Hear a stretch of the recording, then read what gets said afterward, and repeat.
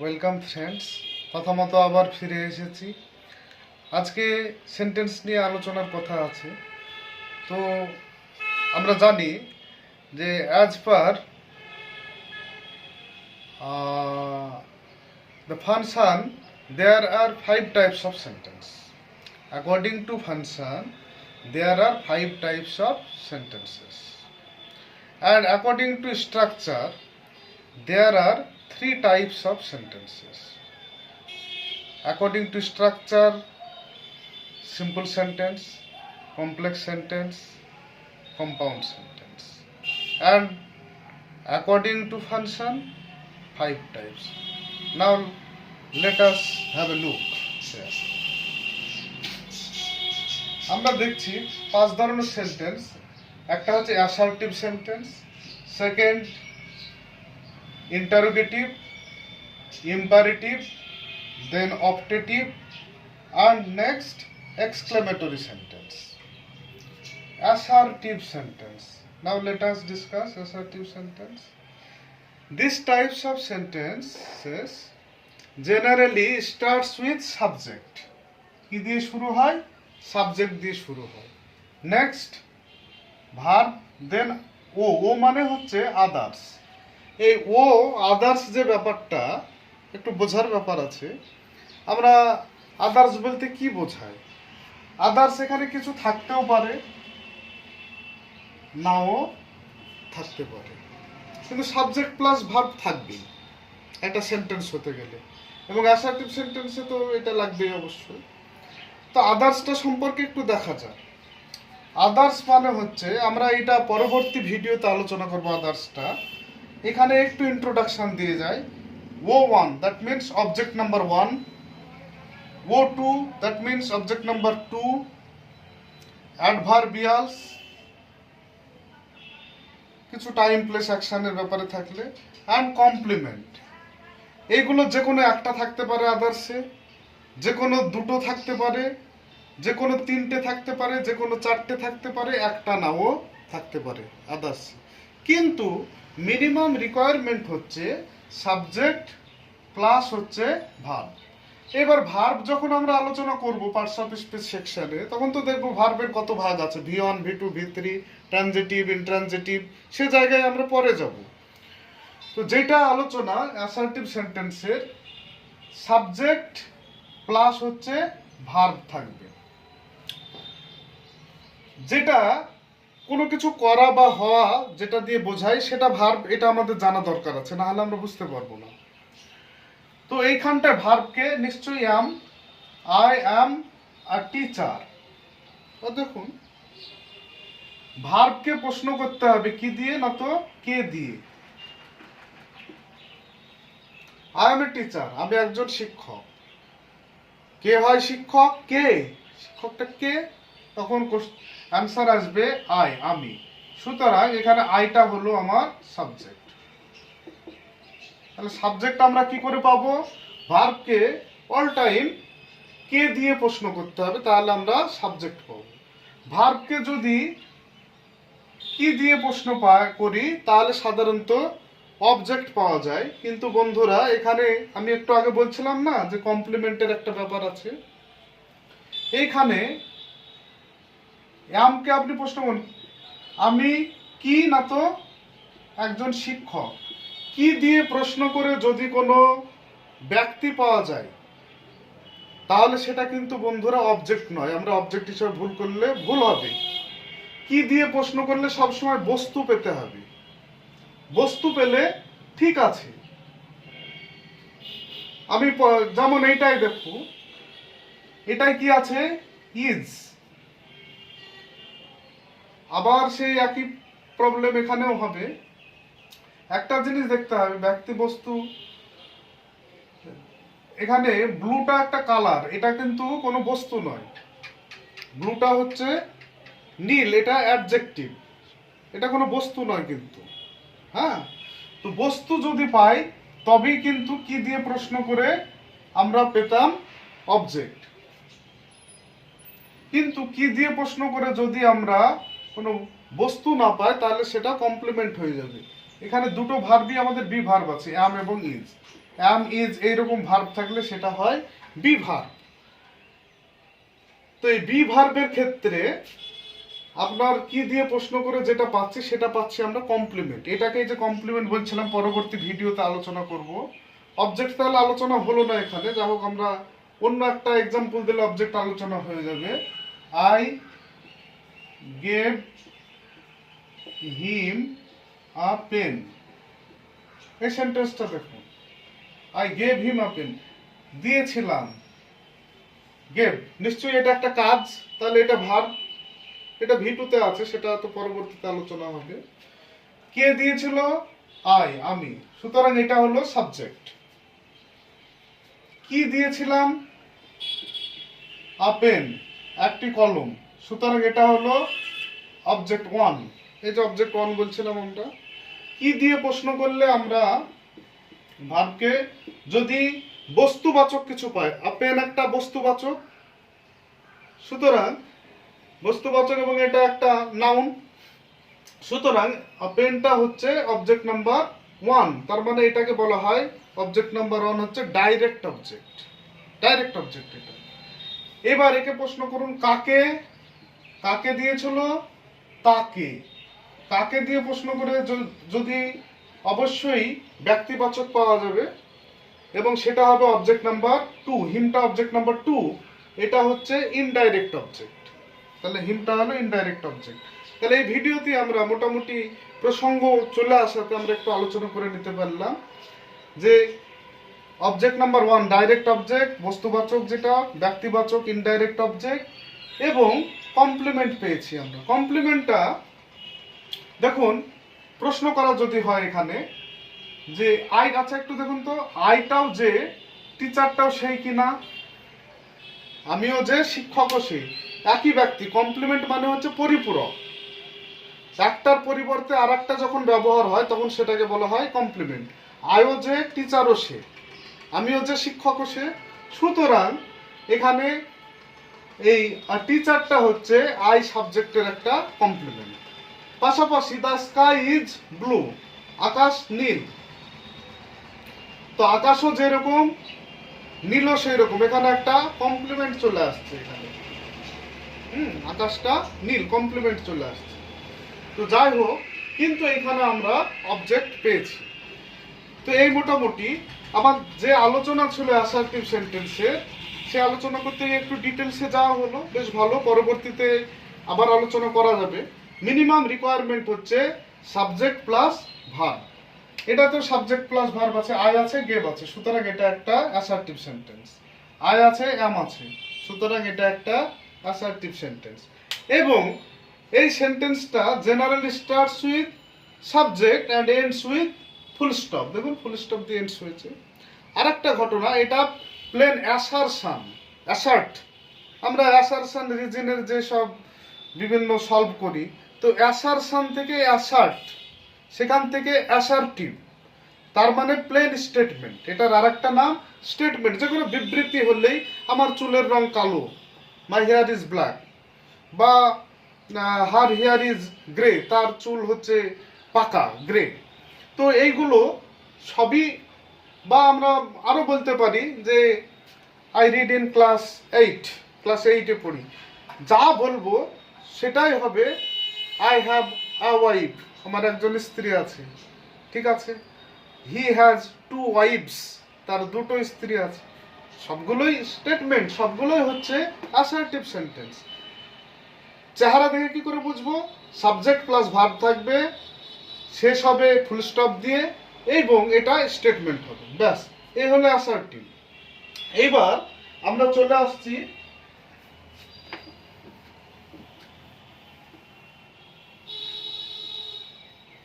Next interrogative sentence. Interrogation, interrogation, interrogation মানে হচ্ছে প্রশ্ন। প্রশ্ন দেখুন শেষে কোশ্চেন মার্ক থাকবে। চেনার খুব সহজ উপায় ইন্টারোগেটিভ সেন্টেন্স, লাস্টে কোশ্চেন মার্ক থাকবে। সকাল থেকে রাত্রে ঘুমোতে যাওয়া, স্বপ্ন দেখার মধ্যেও আগে বলেছিলাম আমি, ঠিক একই ব্যাপার। হয় আমরা এই 5 ধরনের কথাই চলবে আমাদের, এর নেগেটিভ হতে হবে, অ্যাফার্মেটিভ হতে পারে, যাই হোক না কেন, এই 5 ধরনের কথাই চলবে আমাদের।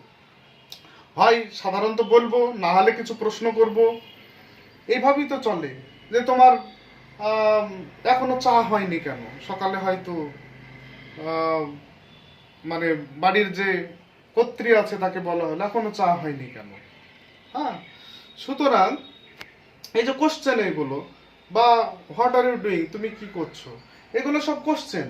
আমরা কোশ্চেন তো প্রচুর করি সারাদিনে। কোশ্চেন আবার 2 রকমের হয় বন্ধুরা, দেখুন। একটা হচ্ছে ইয়েস নো কোশ্চেন, আর একটা হচ্ছে WH কোশ্চেন। একটু বোঝার ব্যাপার আছে। ইয়েস নো কোশ্চেন মানে যে কোশ্চেনগুলোর উত্তর, একটু আগে বলছিলাম না যে ইয়েস এবং নো একটা নিজেই সেন্টেন্স হতে পারে। তো যার উত্তর হবে হয় ইয়েস, শুধু ইয়েস বললেই অ্যান্সার হয়ে যাবে, নো বললেও অ্যান্সার হয়ে যাবে, ইয়েস নো কোশ্চেন। আর কিছু আছে যেটা হ্যাঁ বা না বললে হাস্যকর হবে, কারণ তার একটা সার্টেন অ্যান্সার আছে। যদি বলা হয় হোয়াট ইজ ইয়োর নেম, তোমার নাম কি, আপনি বললেন ইয়েস, কেমন হবে? হ্যাঁ তাই বললেন, হবে না। আপনি যদি বলেন আর ইউ রোহন, তুমি কি রোহন, তখন উত্তর হতে পারে ইয়েস অথবা নো। সুতরাং 2 রকম ব্যাপারে আছে। আমরা ইয়েস নো কোশ্চেনটা তাহলে কিভাবে বুঝবো? যে এটা এর আগের দিন আমি প্রথম ভিডিওতে অক্সিলারি ভার্ব নিয়ে একটু আলোচনা করেছিলাম, আপনারা একটু ইন্ট্রোডাক্টরি ভিডিওটা দেখবেন। অক্সিলারি ভার্ব একটু বলেছি, ডিটেলসে না বললেও। তো যাই হোক, এখান থেকে আমরা বুঝতে পারছি যে আরটা হচ্ছে অক্সিলারি ভার্ব, আর গোটা হচ্ছে মেন ভার্ব। দুটো ভার্ব যদি একই সেন্টেন্সে থাকে, তাহলে বি ভার্ব যদি থাকে তাহলে সেটা অবশ্যই অক্সিলারি ভার্ব। আর ইউটা হলো সাবজেক্ট, তাই না? কে যাচ্ছে, ভার্বকে আমি কে দিয়ে প্রশ্ন করলে কি পাবো? সাবজেক্ট পাবো। আর ইউ গোয়িং, এখানে যাওয়ার ব্যাপার আছে, কে যায় না, তো ইউ এর ব্যাপার আছে, তুমি। সুতরাং তুমি হলো সাবজেক্ট। তাহলে শুরুটা হচ্ছে কি, প্রথমে আর দিয়ে শুরু হয়েছে, দেখুন, অক্সিলারি, তারপরে সাবজেক্ট, তারপরে কি আছে ভার্ব। সে আইএনজি থাকতে পারে, V3 থাকতে পারে, V1 থাকতে পারে, সেটা পরবর্তীতে ডিটেলসে যখন আমরা আলোচনা করব তখন এটা বলা যাবে যে কখন V3 থাকবে, কখন V1 থাকবে। আপনি একটু ক্লিয়ার হয়ে যাবে। কারণ হচ্ছে আমরা যে ইন্ট্রোডাক্টরি ভিডিও করেছিলাম সেখানেই বলেছিলাম যে ওটা টেন্স অনুযায়ী ইউ হ্যাভ গান হয়, ইউ হ্যাভ গন, কিন্তু আই অ্যাম গোয়িং হয়। তাহলে আমি কি যাচ্ছি, তখন am I going? I have gone, আমি গিয়েছি, তাহলে আমি কি গিয়েছি? হ্যাভ আই গন, তাই না? তো যাই হোক, ওই ওই জায়গাটা কখন V1 V2 V3 হবে সেটা তো পরের বিষয়, এটা আলোচনা করা যাবে। সেটা আমরা কোশ্চেন মেকিং আলাদা যখন শিখবো তখন আলোচনা করা যাবে। তো যেটা বুঝতে পারছি যে auxiliary plus subject plus verb, তারপরে আদার্স, আবার সেগুলো থাকতে পারে, নাও থাকতে পারে। তো এখানে তাই আছে। আর ইউ গোয়িং, এগুলোর মানে হচ্ছে হয় উত্তর হবে, হয় হ্যাঁ হবে, না হলে না হবে। আর ইউ গোয়িং, তুমি কি যাচ্ছ, উত্তর হবে হয় হ্যাঁ, হ্যাঁ হলেও ঠিক, না হলেও ঠিক। যদি বলে যে have you gone, have you gone, তুমি কি গিয়েছো, তাও ঠিক আছে, হয় উত্তর হ্যাঁ হবে, গেলে হ্যাঁ, না গেলে না। এইবার যদি বলে যে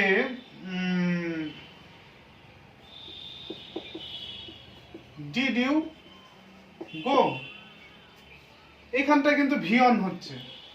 একটা কথা আমি বলে দিই, সেটা হচ্ছে যখনই ডু ভার্ব আমরা অক্সিলারি হিসাবে ইউজ করব, সে ডু হতে পারে, ডাজ হতে পারে, ডিড হতে পারে, সেক্ষেত্রে কিন্তু ফরমেশন হবে auxiliary plus subject plus main verb. এখানে তো মেন ভার্বটা লেখা হয়নি আমার, মেন, ও ভি লিখেছিলাম তো, মেন ভার্ব অবশ্যই অক্সিলারি প্লাস সাবজেক্ট প্লাস, এখানে কিন্তু সবসময় V1, একদম বেসিক ফর্ম থাকবে, বেসিক যে ভার্বের ফর্ম।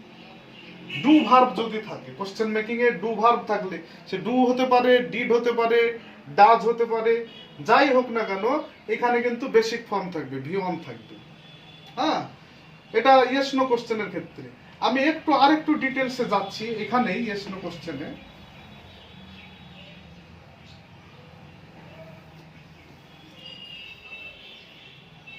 আমি জাস্ট 4টে এক্সাম্পল দেব। একটা হচ্ছে আই গো দেয়ার, হি গোজ দেয়ার, আর একটা হলো they went there, they are going there, they have gone there. এই এক্সাম্পল কটা দেখুন। আই গো দেয়ার, আমি যাই। তো এটা যদি কোশ্চেন করি, আমরা ইন্ট্রোডাক্টরিতে আলোচনা করছি, আবার রিপিটেশন হচ্ছে। এখানে কিন্তু অক্সিলারি নেই। আমি বলেছিলাম কোশ্চেন করার জন্য অক্সিলারি দরকার। তো কোনো অক্সিলারি না থাকলে কি করতে হয়?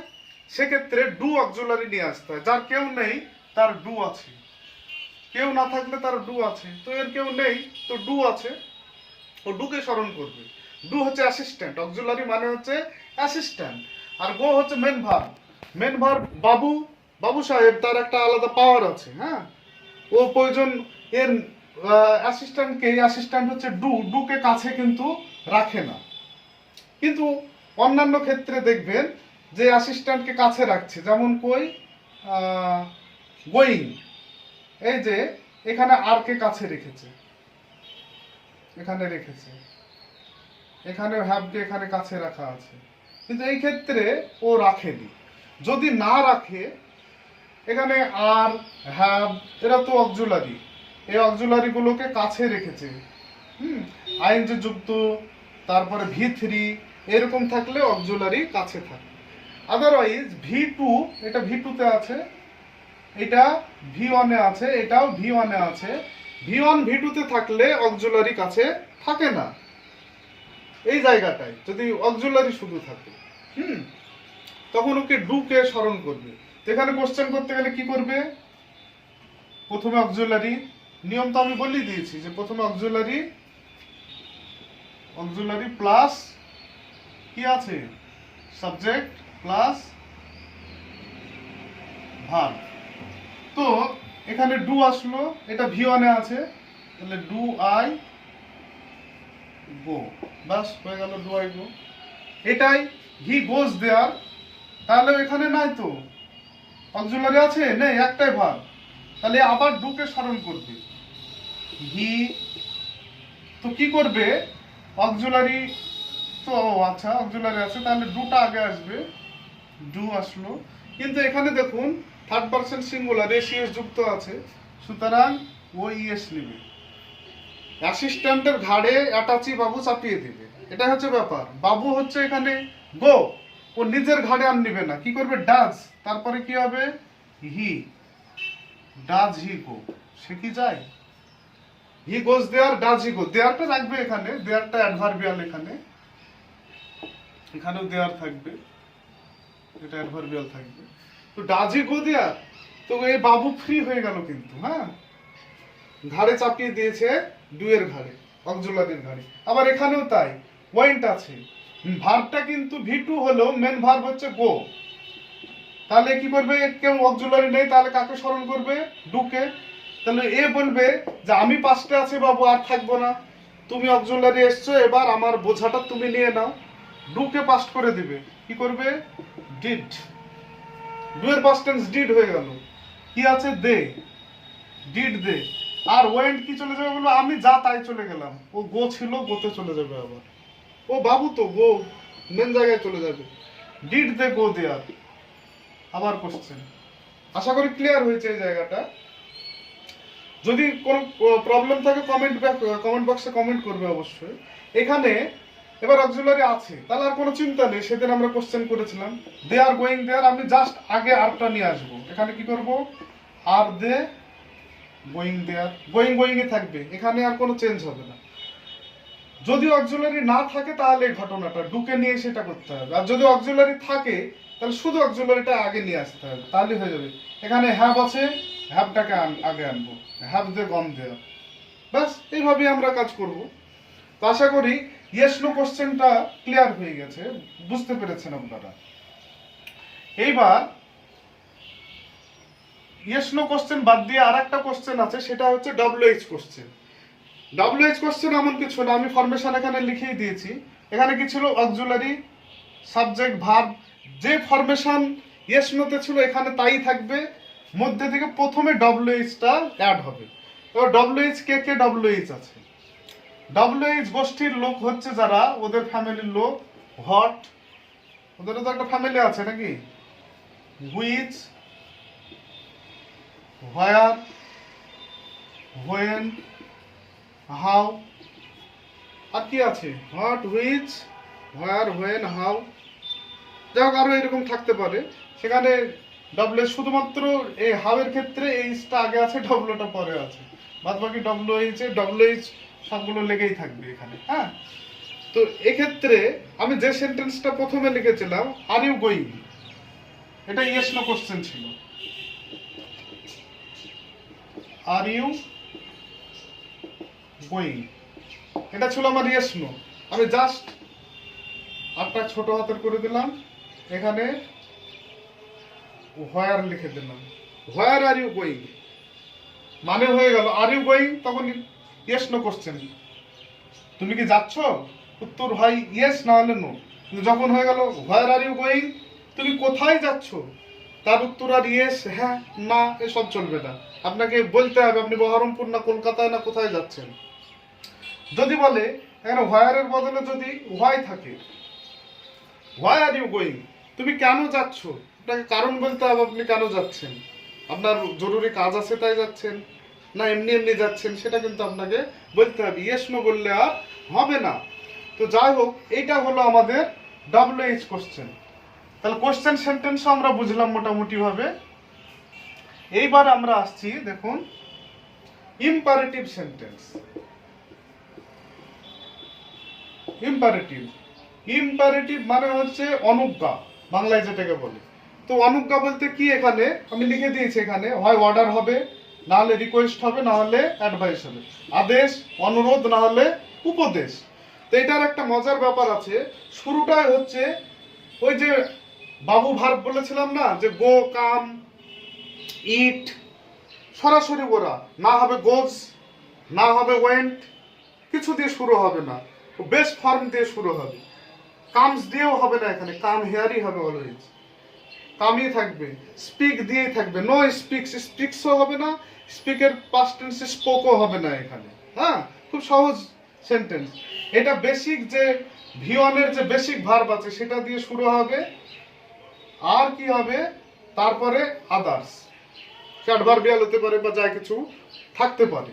তো এখানে তাই হয়েছে, কাম হেয়ার।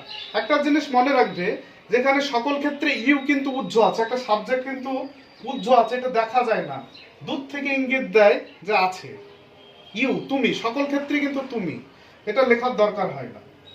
তাহলে কি হচ্ছে এখানে, V1 না বেস্ট ফর্ম প্লাস হচ্ছে আদার্স, কাম হিয়ার।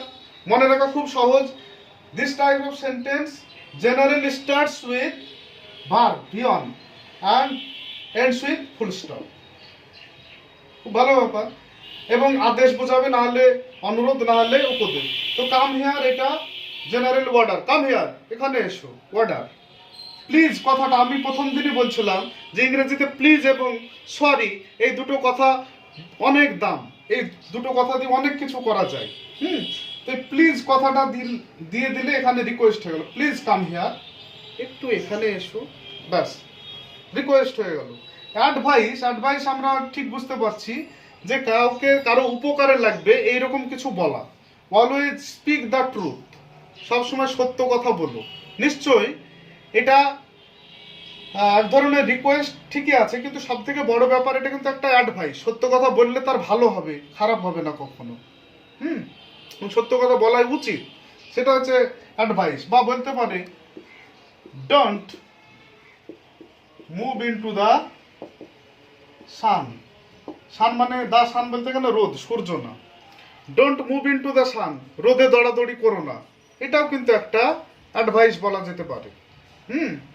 যে রোদে দৌড়াদৌড়ি করলে তার শরীরটা খারাপ হতে পারে, একটা অ্যাডভাইস। আবার কেউ অর্ডারও বলতে পারে যে বকাবকি করছে এই অর্থে। সুতরাং ওটা সেন্স অনুযায়ী বোঝা যাবে। যদি কিছুই না বোঝা যায় তাহলে অন্তত সেখানে টোল্ড বলা হয়, বলেছিল বলে সেন্সটাকে বোঝানো হয়। তো আদেশ উপদেশ অনুরোধ বোঝালেই সেটা আমাদের ইম্পারেটিভ সেন্টেন্স হবে। এটা নিয়ে আর বলার আমার কিছু নেই, এটা প্রথমেই ভার্ব দিয়ে শুরু হচ্ছে, আমরা দেখলে এটা বুঝতে পারবো। সুতরাং স্পোকেন ইংলিশ এইটার কতটা গুরুত্ব নিশ্চয়ই বোঝা যাচ্ছে। অ্যাসার্টিভের যেমন গুরুত্ব আছে, আমাদের কোশ্চেনের যেমন গুরুত্ব আছে, কোশ্চেনগুলো করলাম, কোশ্চেন করার দরকার হবে তো আমাকে আমার ডেইলি জীবনে চলার ক্ষেত্রে। স্পোকেন ইংলিশে কোশ্চেন দরকার হবে, জেনারেলি অ্যান্সার দেওয়ার দরকার হবে। অ্যান্সারগুলো চলে গেল আমার অ্যাসার্টিভে, কোশ্চেনগুলো কোশ্চেনে গেল ইন্টারোগেটিভে। ইম্পারেটিভ, আমি যে কাউকে উপদেশ দেব সেটা আমার ইম্পারেটিভে আসবে। কাউকে রিকোয়েস্ট করব, কাউকে আদেশ করব, এগুলো তো দরকার আছে চলার ক্ষেত্রে, সেইগুলো হবে আমার ইম্পারেটিভ সেন্টেন্স। আর দুটো সেন্টেন্স আছে এখানে, সেখানটা হচ্ছে অপটেটিভ সেন্টেন্স। অপটেটিভ, আচ্ছা আপনারা বা অনেকে মাধ্যমিক পরীক্ষা বা এইচএস এর সময় অপশনাল একটা সাবজেক্ট নেয় না, যে অপশনাল সাবজেক্ট। অপশন মানে হচ্ছে ইচ্ছা, তো অপশন থেকে অপটেটিভ, ইচ্ছা সূচক বাক্য। আপনার মনের ইচ্ছা প্রকাশ করা, দৈনন্দিন জীবনে এটারও প্রয়োজন হয় মনের ইচ্ছা প্রকাশ করা। হ্যাঁ, তো সেইগুলো অপটেটিভ সেন্টেন্স হবে। যেমন মে ইউ বি হ্যাপি, মে সাধারণত থাকে, মে ইউ বি হ্যাপি, তুমি সুখী হও, এটা ইচ্ছা, মনের ইচ্ছা প্রকাশ করা। মে গড ব্লেস ইউ, ঈশ্বর তোমার মঙ্গল করুন। ব্লেসড বি ইওর টাং, এটা একটা দারুণ কথা, ব্লেসড বি ইওর টাং, তোমার মুখে ফুল চন্দন পড়ুক, তোমার মুখে ফুল চন্দন পড়ুক। এইগুলো হচ্ছে সব অপটেটিভ সেন্টেন্স। এগুলোরও আমাদের দৈনন্দিন জীবনে স্পোকেন ইংলিশ বা কথা বলার ক্ষেত্রে, ইভেন লেখার ক্ষেত্রে আমি কোনো সেন্টেন্স লিখবো সেক্ষেত্রেও প্রয়োজন হবে। এক্সক্লেমেটরি সেন্টেন্স, এইখানটায় এক্সক্লেমেশন, এক্সক্লেমেশন মানে হচ্ছে ওটা আবেগ প্রকাশ, আবেগের প্রকাশ। এমনি যদি আমি বলি we have lost the match, কোনো আবেগ নেই, এটা assertive sentence. We have lost the match, এটা অ্যাসার্টিভ। কিন্তু যদি অ্যালাসটা লাগিয়ে দিই, alas we have lost the match, high high ম্যাচটা হেরে গেলাম, এই অ্যালাসটা জোড়ার জন্য এবং এই যে চিহ্ন, এটা নোট অফ এক্সক্লেমেশন বলে, এইটা জোড়ার জন্য পুরো সেন্টেন্সটা হয়ে গেছে আমার exclamatory sentence. You have done well, তুমি ভালো কাজ করেছো, অ্যাসার্টিভ সেন্টেন্স। যখনই আপনি ব্রাভো লাগিয়ে দিলেন এখানে, তখনই হয়ে গেল এটা exclamatory sentence. Bravo, you have done well, সাবাস তুমি কি সুন্দর কাজ করেছো, হয়ে গেল এটা এক্সক্লেমেটরি। কিন্তু শুধু you have done well, you have done well, assertive sentence. Bravo, you have done well, চলে গেল exclamatory. We have lost the match, ম্যাচটা হেরে গেছি, assertive sentence. Alas we have lost the match, exclamatory.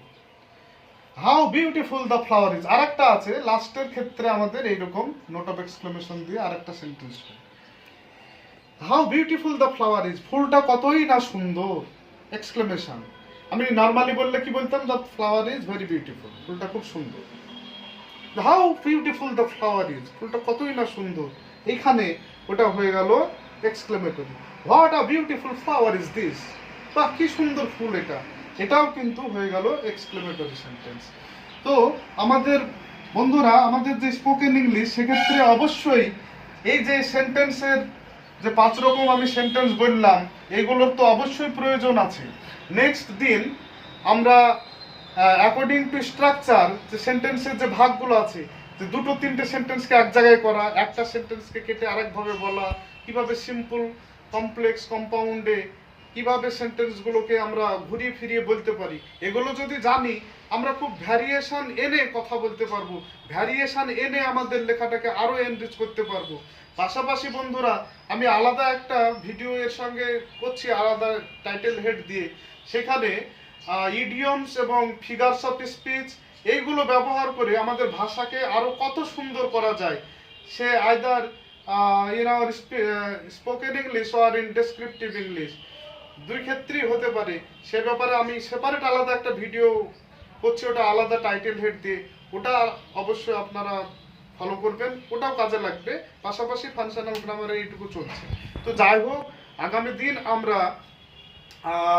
According to structure সেন্টেন্সের যে ভাগগুলো আছে সেইগুলো আলোচনা করব, এবং সেইগুলো স্পোকেন এবং ডেসক্রিপটিভ দুই ধরনের ইংলিশে কতটা কাজে লাগতে পারে সেই ব্যাপারটা আলোচনা করা হবে।